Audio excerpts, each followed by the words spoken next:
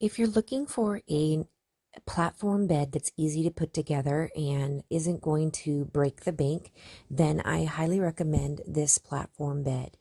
I was able to put this whole bed together in about 45 minutes all by myself. There are not any special tools that are needed. Everything that you need to put this bed together comes in the box. And again, I was actually pretty surprised at how sturdy this bed is.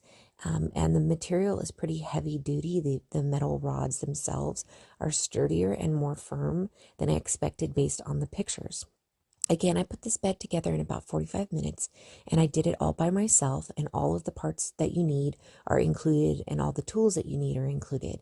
I found that it's a really good value as well. It's very, very sturdy and would hold a grown man or couple if necessary. And the slats just pop right into place, so they're easy to take in, easy to take apart if you need to. And this bed sits about 18 inches off the ground, so there's plenty of room to slide storage boxes underneath if needed. Let me show you here what it looks like with the mattress on.